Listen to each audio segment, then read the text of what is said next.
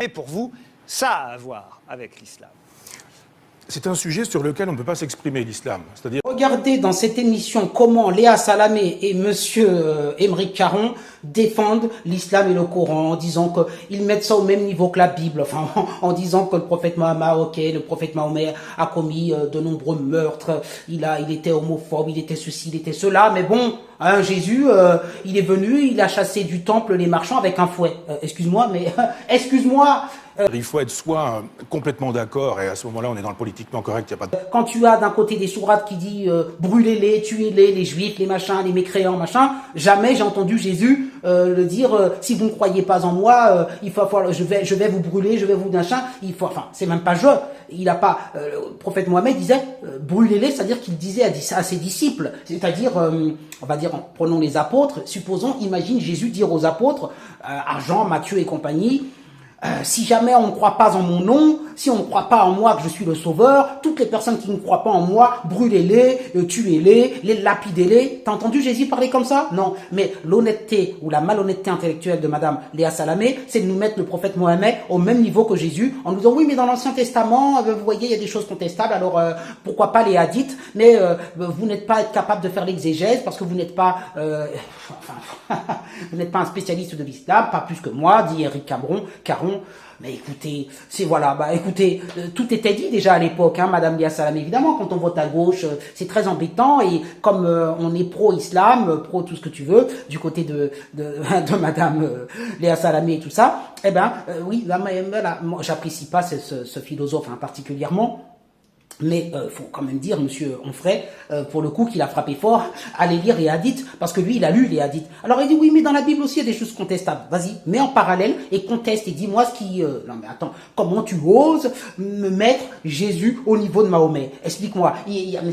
Voilà, alors donc, l'autre il dit, la religion de l'islam, c'est pas paix et amour, mais je suis désolé, j'aimerais bien qu'Onfray, il aille face à Bonassi, dans 1000 raisons de croire, et qu'il fasse un débat intellectuel pour nous dire en quoi Jésus était un criminel, puisque tu le mets au même niveau qu'un autre pédo, en plus pédo, hein, l'autre.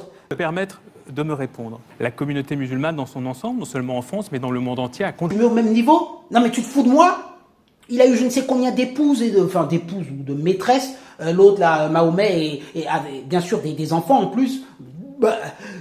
Et puis bon, il a pris le pouvoir par la force, comme tu le sais, des razzias complets où il a éliminé les mécréants. Hein, l'islam, c'est une religion de conquête qui a conquis des territoires par le sang et la force et l'épée. C'est tout ce qu'ils ont fait. Alors quand Jésus disait croyez en moi et il a guéri, il a fait des miracles à n'en plus finir pendant les 3 années publiques de vie publique, et sans parler des miracles. Qu'est-ce qu'il a fait comme miracle le prophète Mohammed? Hein?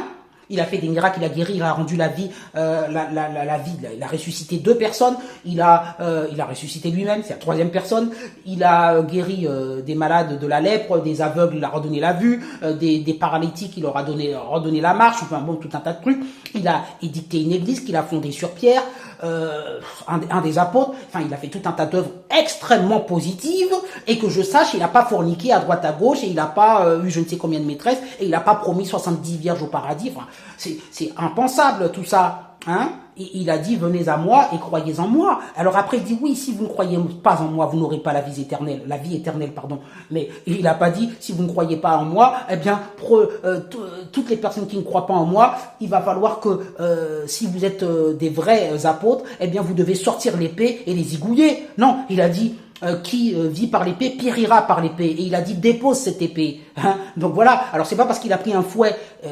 D'abord, il a fouetté personne, hein, sur le marché du temple.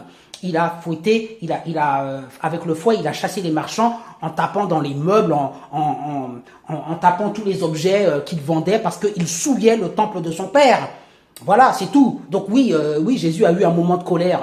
Oui, c'est humain, heureusement. Mais tu peux pas comparer ça, parce que Jésus, il a tué personne. Je te rappelle, contrairement au prophète Mohammed qui a du sang sur les mains, n'en parle même pas. Au contraire, Jésus a sauvé des gens de la mort, des vies et des vies, hein, et de la maladie et de tout ça. Donc c'est incomparable. Il y en a un qui est le démon et il y en a un qui est la lumière. Donc, mais sur ce plateau-là, madame Léa Salamé, mais qu'est-ce que tu veux que je te dise, monsieur Émeric Caron, qu'est-ce que tu veux que je te dise? Voilà, bon bref, donc voilà, je vous mets cette petite séquence, régalez-vous, mettez les pouces en l'air.